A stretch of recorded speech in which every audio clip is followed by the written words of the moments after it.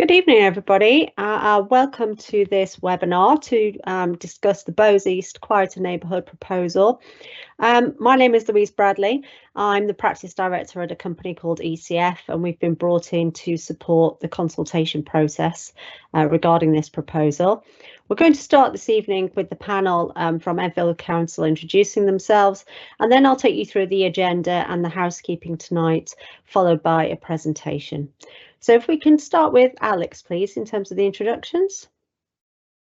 Good evening, everyone. My name is Alex Stebbings. I work for a company called Norman Rock Prime. I'm one of the directors in the transport and engineering team, and we've been supporting Enfield doing the data analysis, which fed into the traffic impact assessment, and also developing the designs for the scheme. And Mikey? Good evening, everyone. I'm Mikey Christoforou. I am the Communications Officer for the Journeys and Places programme here at Enfield Council. Thank you. And Jack? Hello and good evening, folks. My name is Jack Allen. I'm also at the council and I lead the Journeys programme. So I'm delivery lead for walking and cycling and neighbourhood schemes, of which Bows East is indeed a neighbourhood scheme. Thank you. And Hassan? Hi, everyone. My name is Hassan. I'm the neighbourhoods workstream lead. So within that workstream that Jack just mentioned, and yeah, Bows East is within our neighbourhoods workstream lead, within our workstream. Great. Last but not least, Ryan. Hello, everyone. I'm Ryan Hicks. I'm a project manager at the Journeys and Places and currently working on the Bows East Quieter Neighbourhood. Fantastic. So if we go to the agenda for this evening, so we'll just start off with the welcome. So thank you very much for giving up your evening to find out more about the Bows East proposal and to take part. I'll run you through the housekeeping in terms of how this evening will work. Next, we'll be followed with a presentation to give you an introduction to the Journey and Places team. Then an overview of the Quieter Neighbourhoods proposal and how they work. And then that will be followed by the outcomes from the second phase of engagement, particularly around the Bows East area. This will be followed with the traffic data analysis. And all of this information has pulled together the proposed scheme that will be discussed tonight. There's statutory consultation around that scheme, which we're now in until the 20th of October. And then the team will run you through the timeline and next steps. This will be followed with a Q&A where you can ask questions about the proposed scheme and the consultation process. Next slide, please. So housekeeping for tonight. At the top of your screen, you should see an icon called Q&A. If you click on that icon, it will open a dialog box for you. You can type your questions in there. And then at the end of this presentation, I'll discuss those questions with the panel and they'll answer them for you. If you can please refrain from asking questions during the presentation, just to make sure you hear everything and ask your questions at the end if possible. Following this evening's webinar, the team will be reviewing the FAQs, which are on the project's website, and updating those with any key questions that have been asked tonight. The comments received in the Q&A tool this evening won't be published, but the team will fully review them and will feed them into the consultation process in terms of feedback.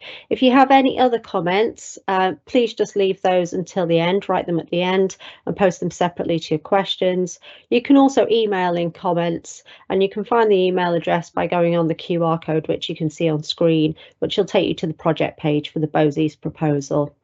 Just to let you know, this webinar is being recorded and will be published for full transparency on the Bows East page after this evening, so probably tomorrow morning. So I can now pass you on to Jack, who'll take you through what the Journeys and Places programme. Thanks, Louise.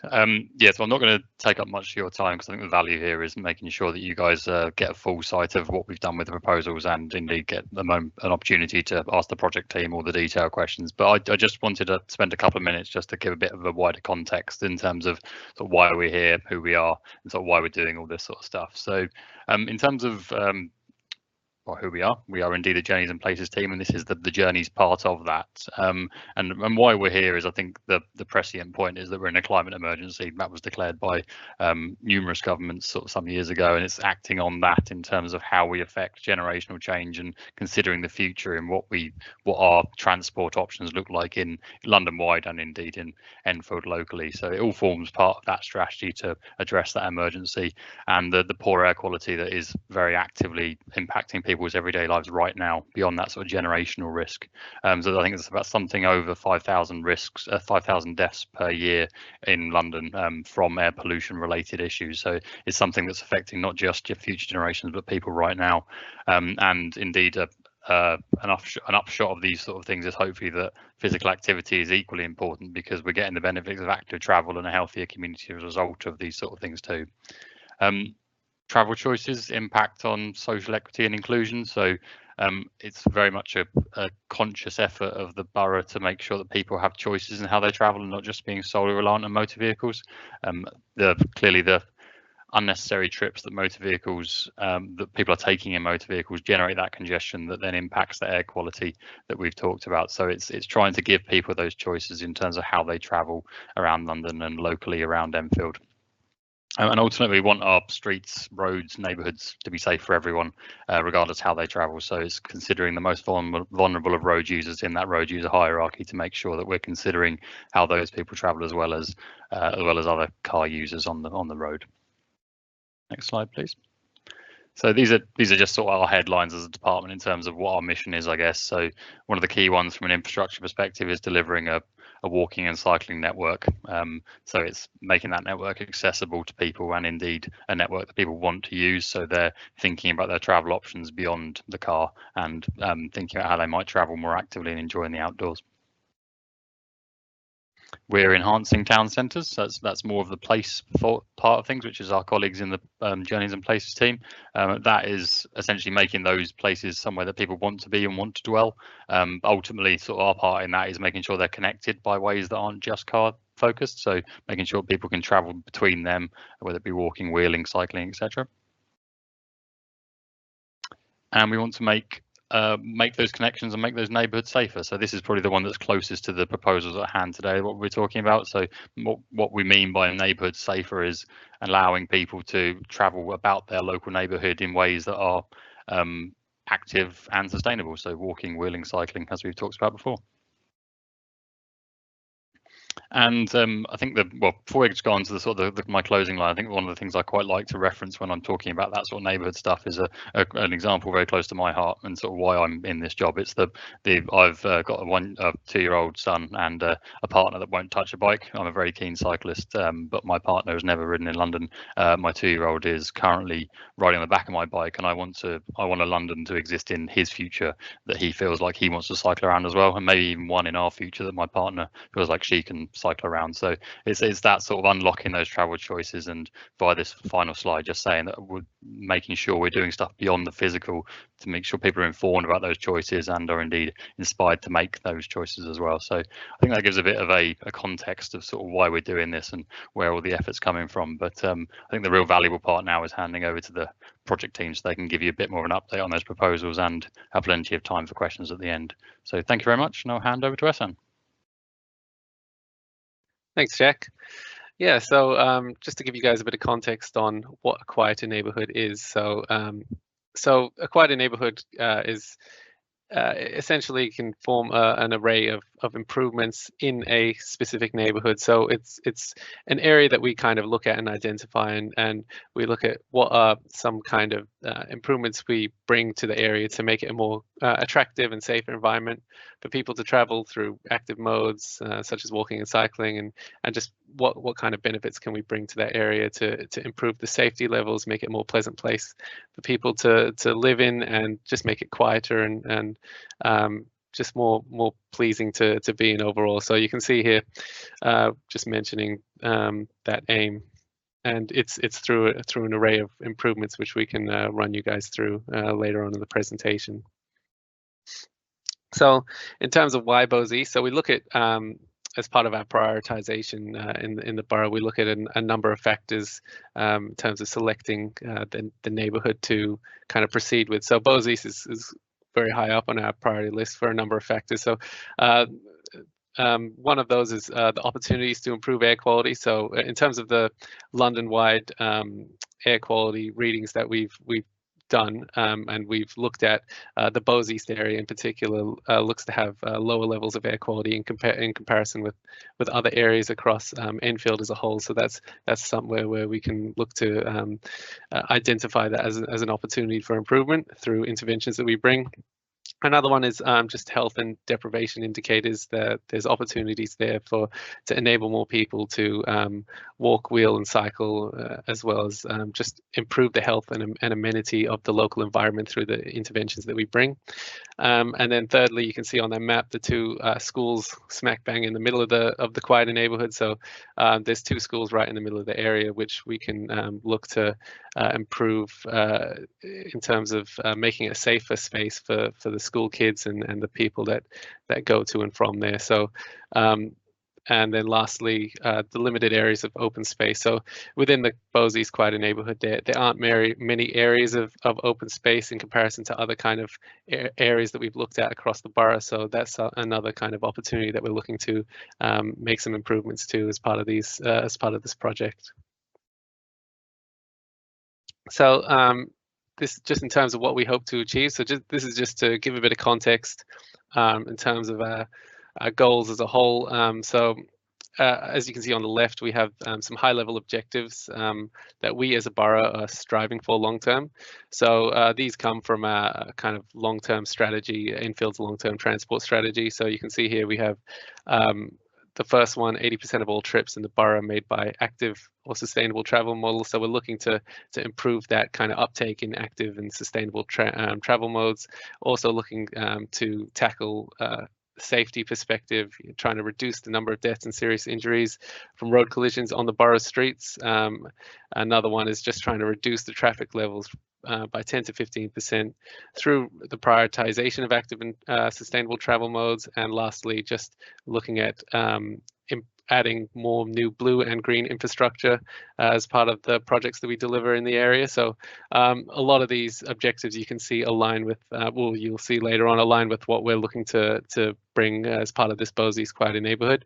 And you can see on the right there, just in terms of the benefits. So they're the key benefits that we're just striving to deliver through aligning with these objectives that we have with the long-term strategy. So we can take you through that in terms of how they apply to each specific intervention that we're proposing later on. So yeah, just to recap, this is some our engagement with the community to date. So we've had two phases of public engagement so far on the project. So the first phase took place about a year ago in September, October last year, and that's where we went out to the community first just to get a gauge on what are the key issues and concerns that the community is feeling. And we pretty much came with a blank canvas looking to get just a feel from the community on suggestions for improvements and interventions on what a QN could entail in this area. So then the second phase, we kind of took that, developed a concept design from that, and came back in January and February early this year, and we presented that concept design. That's where we presented that concept design to the community, and we heard your feedback on the various interventions that we were proposing, and kind of took that away. And the feedback from this phase has now helped us refine and revise the design further to get to where we are today. This third phase of design, which is where we're now at, is a statutory consultation on this detailed design, which has been further developed. Thank you. And then, so just an overview on the last phase of engagement. So the overview from January, February earlier this year, we had, you can see here the map on the right is the letter distribution area. So you can see the purple area is the Bowes East quieter neighbourhood. So we distributed over 15,000 letters to the community just to kind of let everyone know what's going on. And social media, we put out a few social media posts on the Journeys and Places Twitter, We visited a number of businesses throughout the area and surrounding area. We had a couple of community drop-in sessions at the Trinity at Bowes Community Centre, and we also held a online webinar as similar to what we're doing right now. And then in terms of the response, so we had about 1,700 website views. We had 119 residents attend the 2 drop-in sessions, so we had a lot of good feedback from those drop-in sessions, which has kind of fed what the changes that we've made and really informed any revisions that we've made to the design. We had many people attend the online webinar, 28, asking some good questions as well, and we had over 200 responses to the engagement survey. We got responses back from 38 businesses as well, and we had close to 1,000 people overall interact or engage with the project. As you can see on the right, that was the project website where we had the survey button where people can come and take the survey. And so just to summarize the results that we got from the phase 2 engagement. So the main kind of takeaways we got were there was general support for the proposal for a school street in the community to protect those 2 schools, St. Michael at Bowes and Totten Hall Infant School. In addition, we did hear a lot of concerns about the previously proposed no right turns that we were proposing on the roads within the area. They could have some undesirable impacts for residents, so that was quite a strong theme that came through. And then just lastly, we did get a lot of support just for general greening and looking to make specific areas within the neighborhood more open and friendly to people using active modes.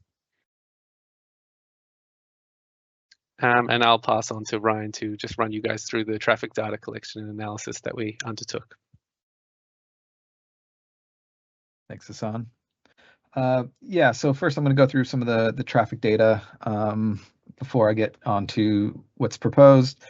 So to understand the current conditions of that we're seeing on the road network, we collect and analyze data in various ways. This can help us identify any issues and inform our designs. The methods that we used to collect this data were as follows. Firstly, we had automatic traffic counts, or ATCs, an example of which can be seen on the right. ATCs utilize pneumatic tubes which run across the width of the road and can automatically count traffic and give us some other information such as speed data and class of vehicles. These are low cost and enable us to collect data across multiple days and large amount of sites. Next, we have classified junction turning counts, or JTCs. This method records the number of vehicles and types passing through a junction over a specific period via cameras. Next, we have queue lengths. These measure the number of vehicles in a queue at a junction via cameras, and this helps us understand how efficient a junction is. Lastly, we have origin and destination studies. This method utilizes automatic number plate recognition, or ANPR cameras, to track the movements of vehicles between locations over a specific period.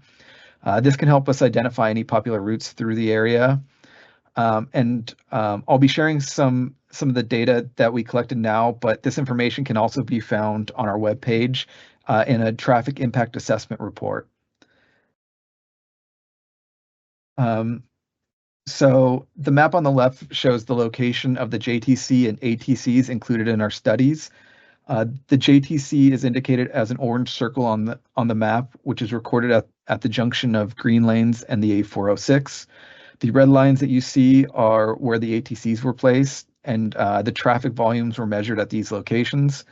The 2 ATCs were placed per east-west road within the neighborhood to ensure recorded traffic volumes were accurate. The traffic volumes at each ATC collected can be seen in the table on the right. And for some context, the latest cycling infrastructure guidance, local transport note 120, or LTN 120, classifies low traffic flow to be less than 2,500 motor vehicles per day. And as you can see from this data, all the roads within the QN boundary would classify within this low traffic designation. as they all fall under 2,000 motor vehicles per day. And then when looking at peak hours, all the roads within the QN see a maximum of 150 vehicles per hour or less. Moreover, the peak volumes on Grenoble Gardens and Tottenhall Road seem to correlate with the school pickup and drop-off times. And then I would also like to note that the traffic data will be monitored following the implementation, and this process is laid out in the monitoring plan, which can also be found on the project webpage. So while the traffic volumes here were relatively low, the queue length study did show an issue on Grenoble Gardens that could lead to a potential perception of higher traffic volumes. The study revealed vehicle queues reaching 16 plus vehicles between the hours of 4 p.m. to 7 p.m. And while all the other roads within the area were only seeing queues of 5 vehicles at most. The likely cause of this is that the queue on green lanes northbound is making it difficult for vehicles to make the right-hand maneuver out of Grenoble Gardens. This is thereby blocking other vehicles from reaching green lanes and resulting in the queuing. So now this is the information from the origin and destination survey, and this helped us identify some popular routes within the area. This image shows the 5 most popular routes over a 24-hour period. As seen in the chart in the top right, the most popular route over the 24-hour period were vehicles traveling westbound on Tottenhall Road to southbound green lanes via Wolves Lane and Berkshire Gardens. Another popular route that was observed was vehicles traveling southbound on green lanes and turning onto Tottenhall Road and continuing their journey eastbound from there.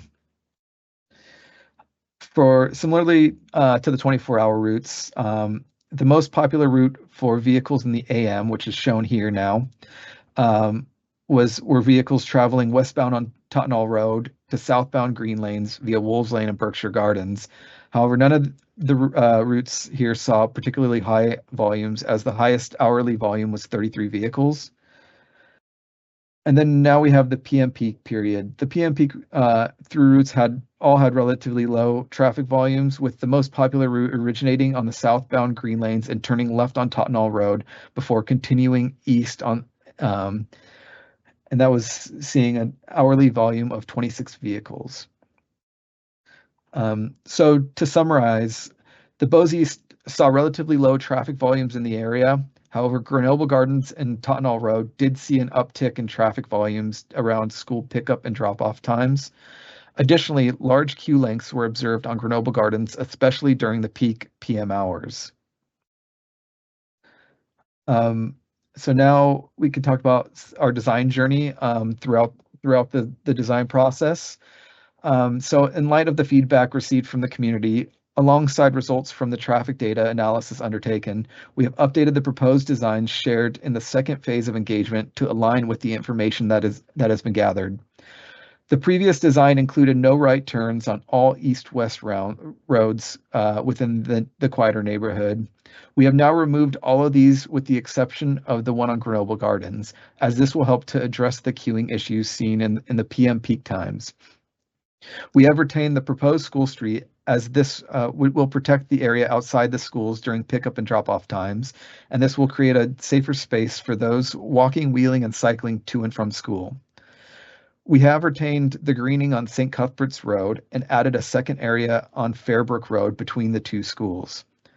Lastly, we have retained traffic calming measures on Melville Gardens to help manage traffic speeds.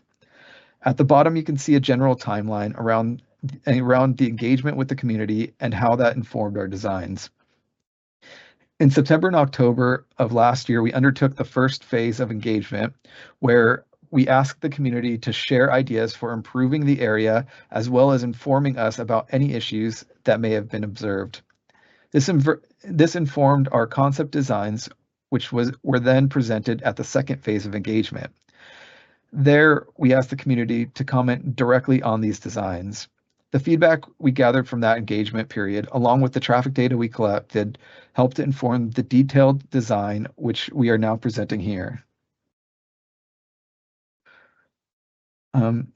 So this is the proposed design for the Bowes East quieter neighborhood. We will be looking to introduce a no right turn from Grenoble Gardens to Green Lanes on a time basis between the hours of 4 p.m. and 7 p.m. weekdays only. This intervention should address the excessive queuing observed on Grenoble Gardens while having minimal impact to the network. Based on our surveys, the number of right turn movements at the location during the hours of operation is between 150 to 200 vehicles in total. This would mean that at worst, just over 1 vehicle per minute would need to find an alternative route.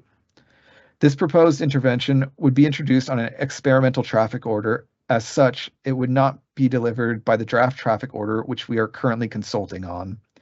Experimental traffic orders allow us to be a bit more flexible as we could monitor the impacts and make any changes deemed necessary.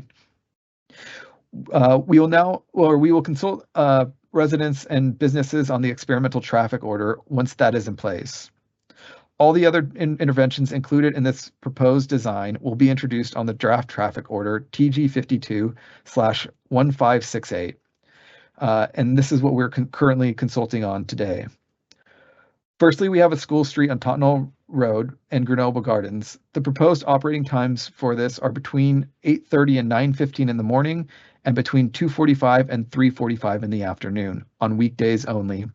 The school street will also only be operating during term time. Next, on Fairbrook Road, between Princess Avenue and Tottenham Road, we are proposing a change from two-way traffic to one-way traffic in the northbound direction. This will help protect the school street when it is in operation. A permanent closure with a continuous footway is being proposed at the junction of Upstill Avenue and St. Cuthbert's Road. This will also protect the school street when it is in operation, as well as allow for some greening opportunities at the location. Property access on St. Cuthbert's Road would be retained. Another area we are looking to add greening is on the southern end of Fairbrook Road between the two schools. This will make use of an existing closure at this location and thus would not require any changes to the public highway to achieve this. Lastly, on Melville Gardens, we are proposing speed cushions to help manage the speed at this location. Accessibility and equalities need to be considered throughout the design.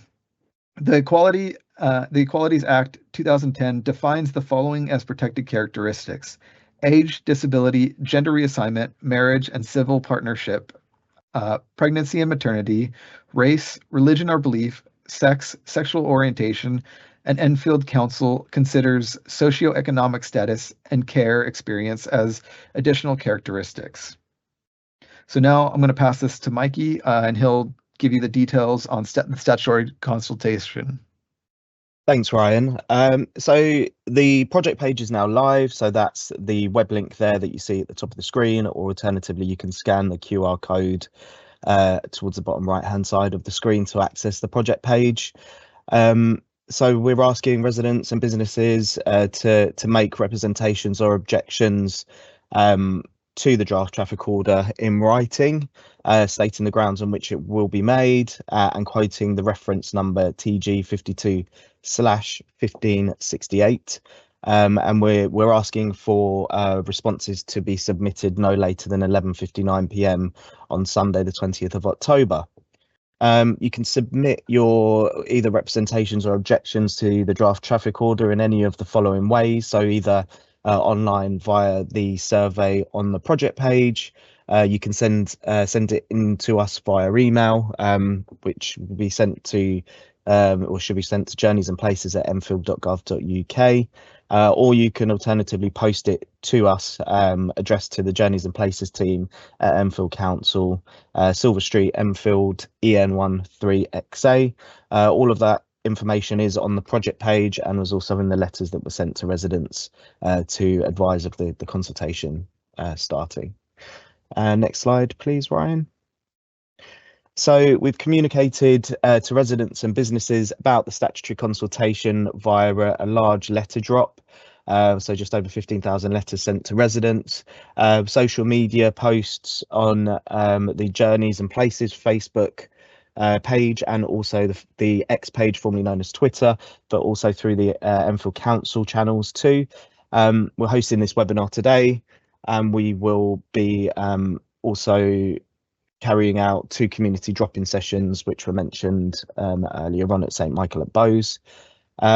We've also been engaging with key stakeholders throughout the process, so Transport for London, the emergency services, schools in the local area, and also Haringey Council too. We've been working closely with them. So updates and designs about the consultation have been shared on the project page regarding this specific statutory consultation. Next slide, please. So we would really urge you to visit the project page, have a look at all of the key documents that are on there. The traffic orders on there, the plans are on there.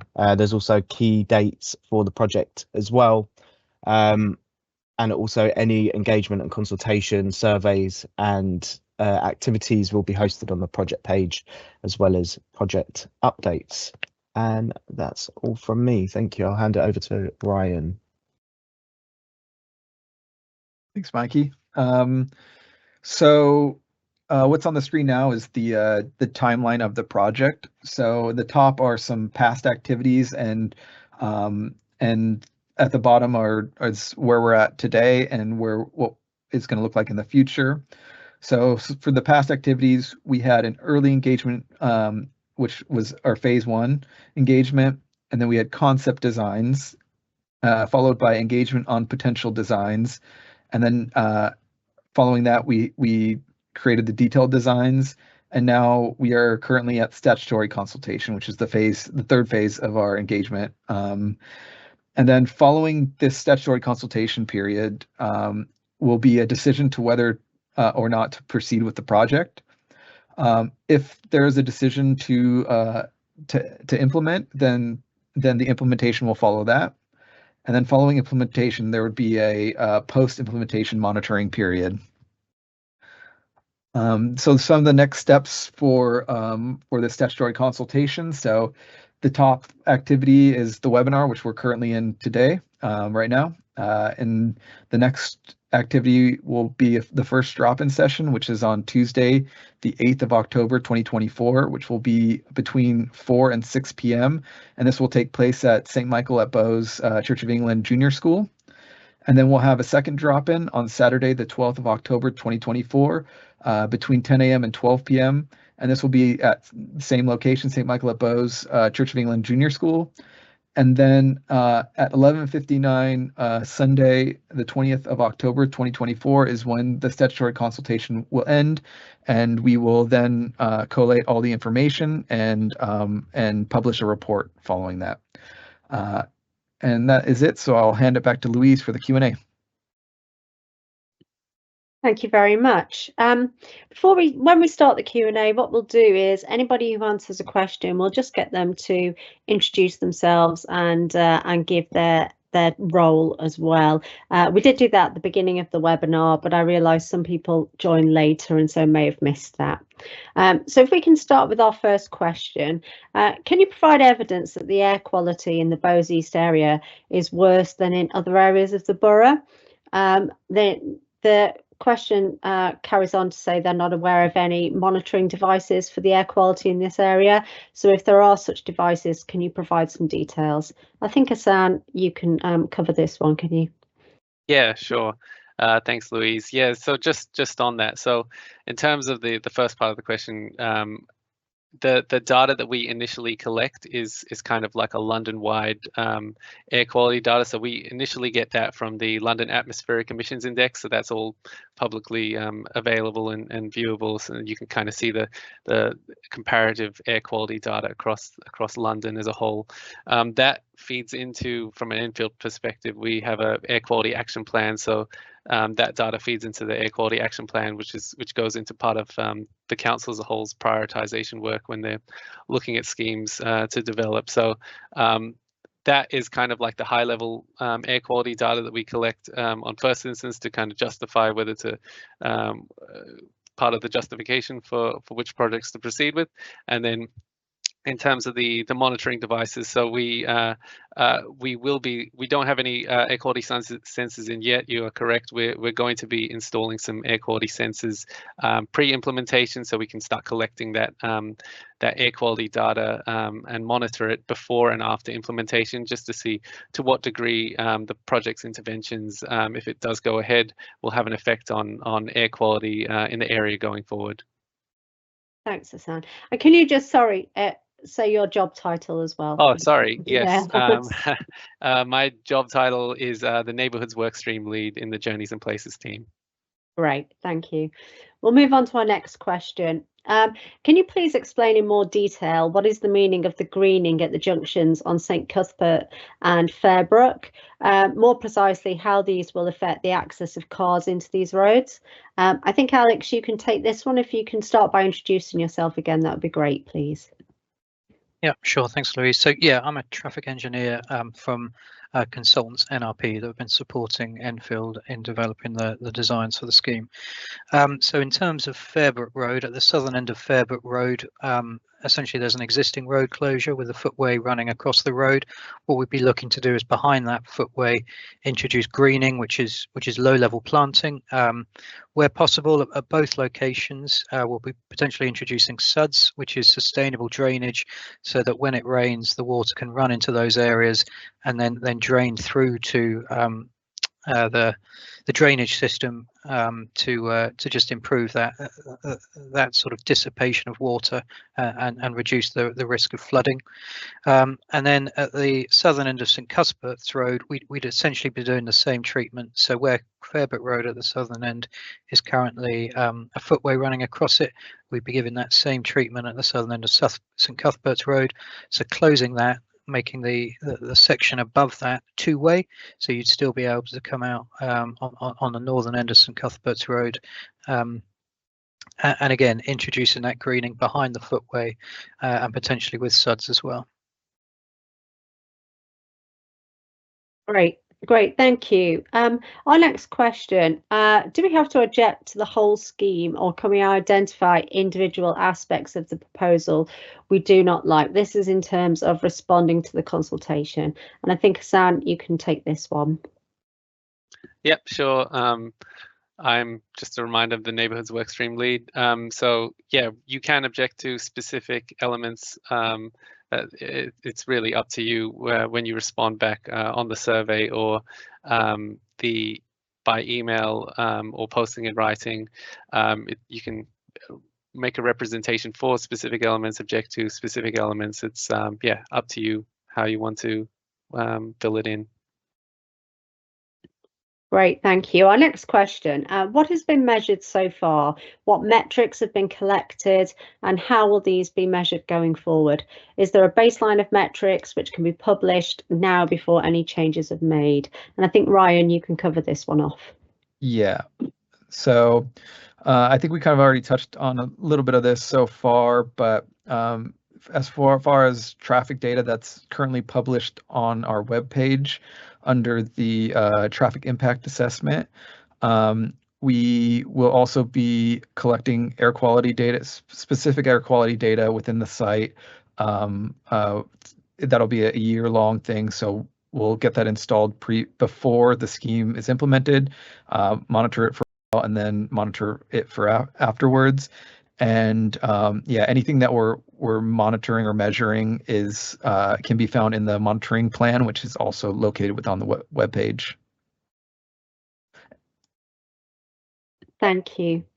Our next question is, why is the statutory consultation period finishing on the 20th of October? Is there any way it could be made longer? And I think, Ryan, you can cover that one off as well. Yeah, so for the permanent traffic order, there's legal requirements that are laid out for how long these need to go for. And so we're following those legal requirements. For the experimental traffic order for the no right turn, which will take place in the future, that will be a bit longer just because experimental traffic orders you have open for a while longer while you monitor and gather information. But yeah, that's it. Okay, thank you. This is another question relating to the sensors. Where will the sensors be located? Hassan? Yeah, so we'll look at putting in sensors close to the specific interventions that we're proposing. So we haven't got, we're still confirming the exact location of the sensors, but it'll probably be somewhere around the middle of the quieter neighborhood by the schools, so we can closely monitor the impact of the school streets proposal and the proposed no right turn on Grenoble Gardens, how that's affecting things. Okay, and another question here for Alex. What data is being used specifically for Grenoble and Berkshire? So in terms of developing the design, we've used a number of different data sources that Ryan's run through. So we use ATCs, and that allows us to collect a large volume of data over a couple of weeks. We've then got the queue length surveys, so that's camera footage so that we can understand the queues. And then we've also got the ANPR surveys, which use the number plate recognition, so we can establish the difference between traffic passing through the area without a destination in the area versus those local trips where people are coming into the area, stopping, or equally starting from the area. So a resident, for example, living on that road and then leaving for work in the morning. So it's at different levels of data that give us a sort of a wider picture that we can build up. Great, thank you, Alex. There's a question just with regards to the drop-ins, which are next week, just asking if the same experts that are here tonight will be present at the drop-ins next week as well. Hassan?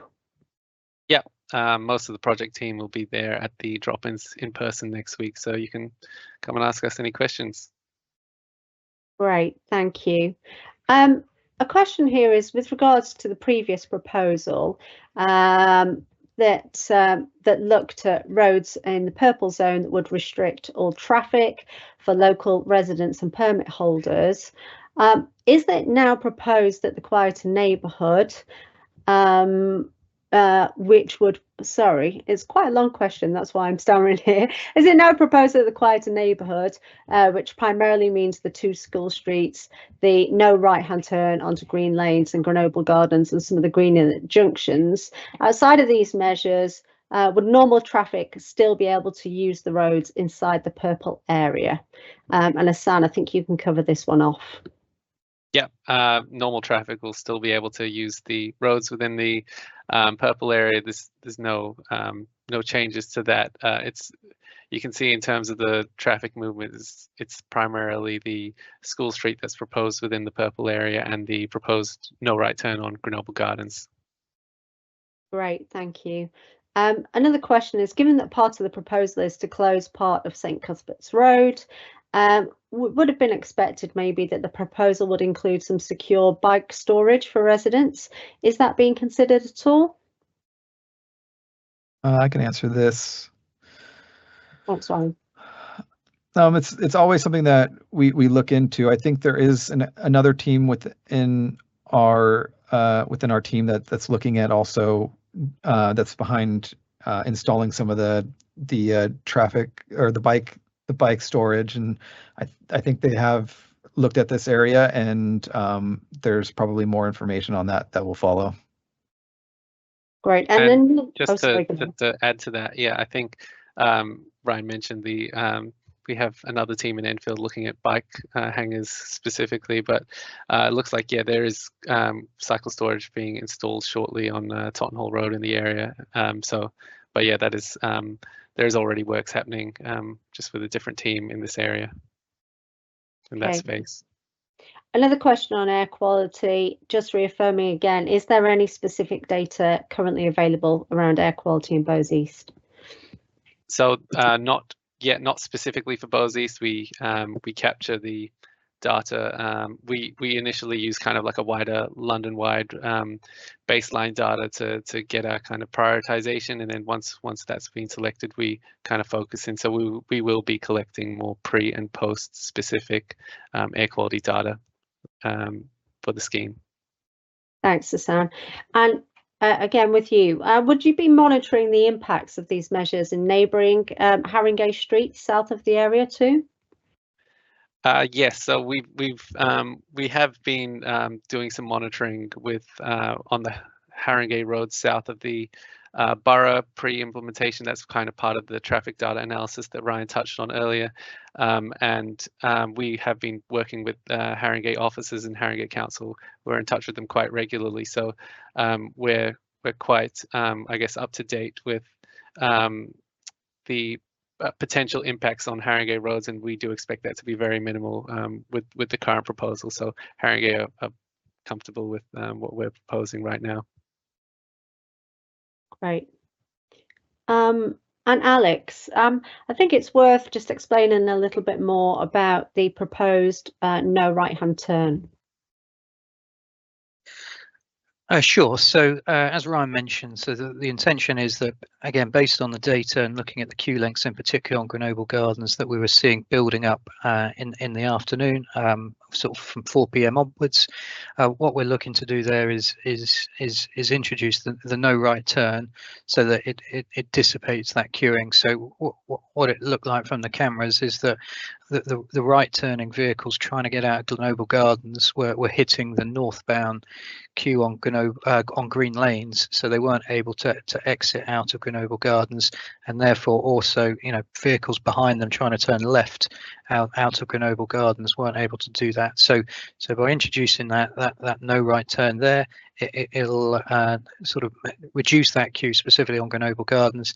I think it is accepted, and that's why we are doing the monitoring, that some of that traffic will go onto Berkshire Gardens.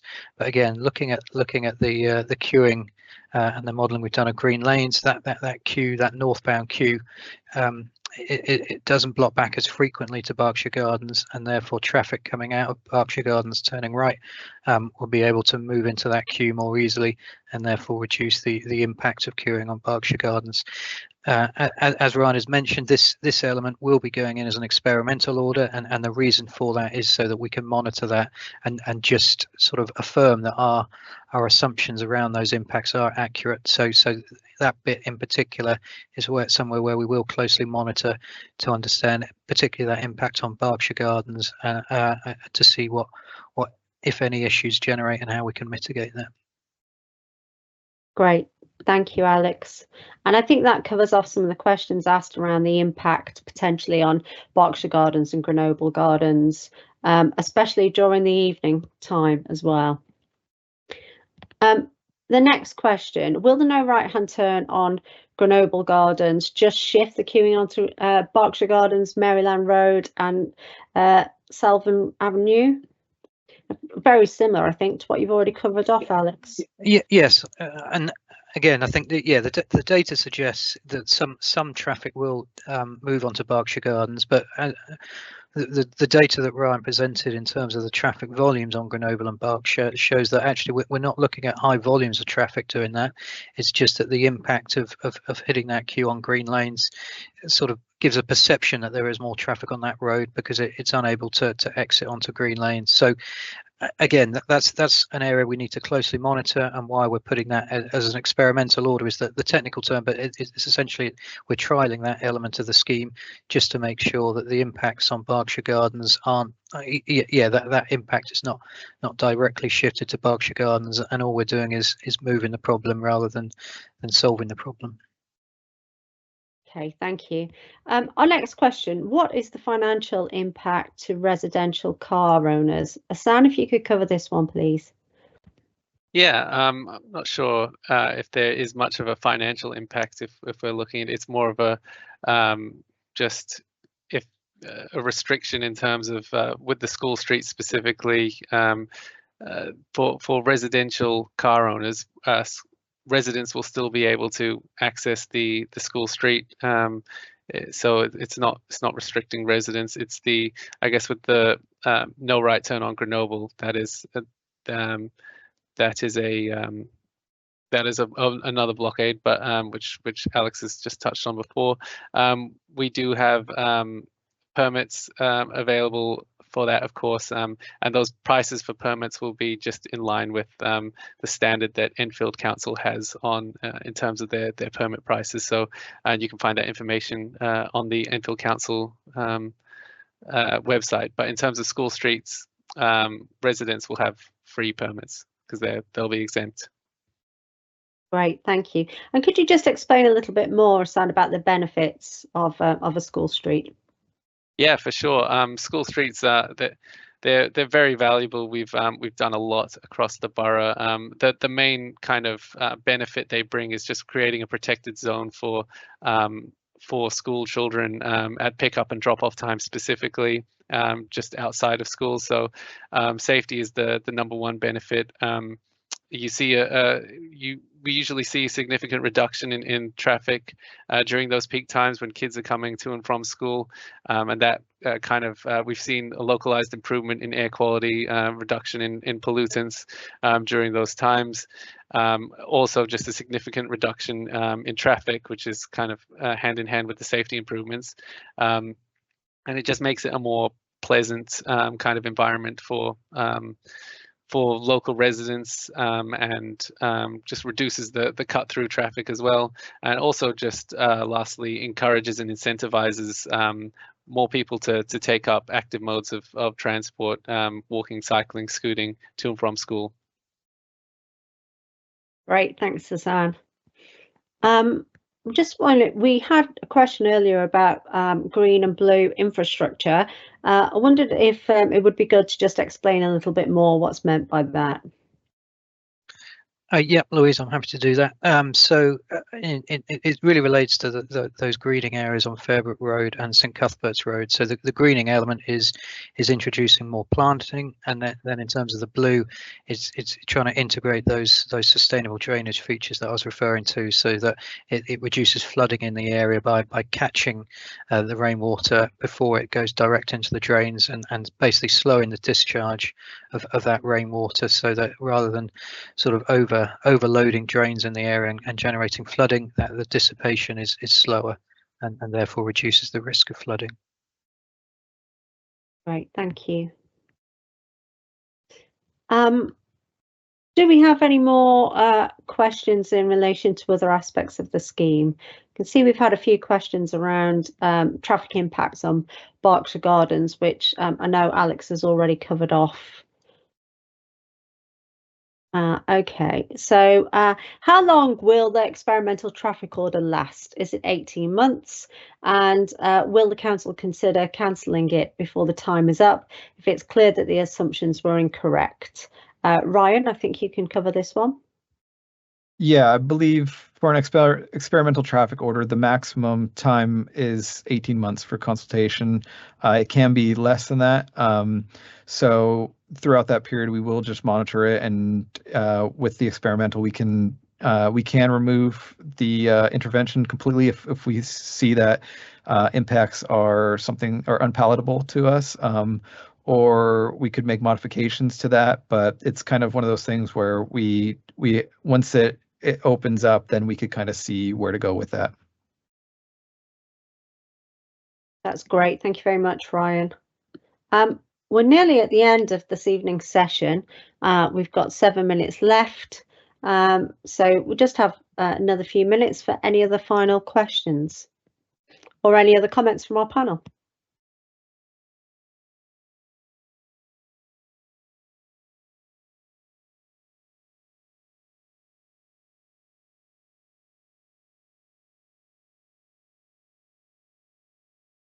Okay. I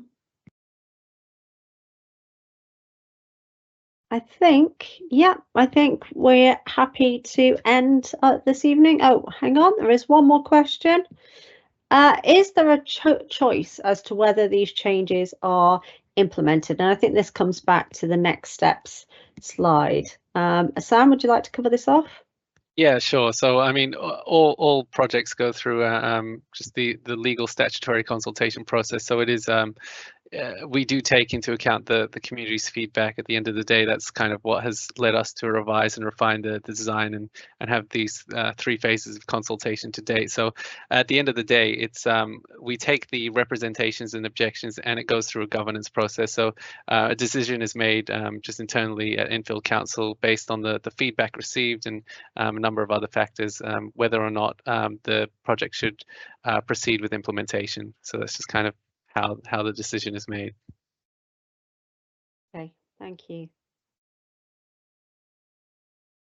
I don't know whether it's worth just bringing up that next step slide again, just to end on that, just to reaffirm. Process. Oh, sorry, not that next steps. That's the one, the timeline. Thank you. Ryan, if you could perhaps just talk that through again, just to reaffirm what's happening.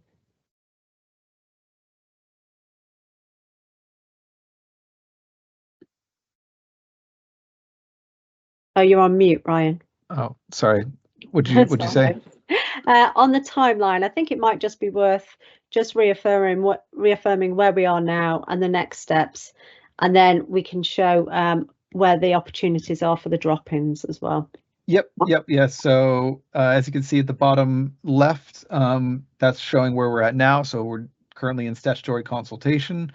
So if the decision to so following this, we'll take back all the feedback and any objections and representations, and that'll go into the decision to proceed with the project or not. Following this, if the decision is to proceed with the project, we will implement, and then following that, we'll do some post-implementation monitoring. And then so the next activities, once again, is on Tuesday, the 8th of October, between 4 and 6 p.m. We'll be having our first drop-in session at St. Michael at Bowes Church of England Junior School.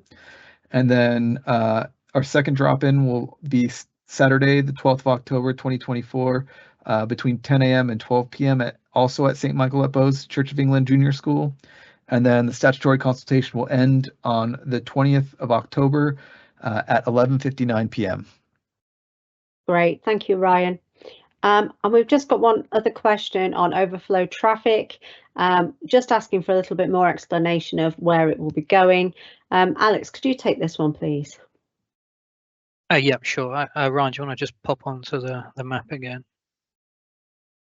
So if we cover it in two areas, so when the school street's in operation, so we've got the 45-minute period in the morning, and then the hour-long period early afternoon.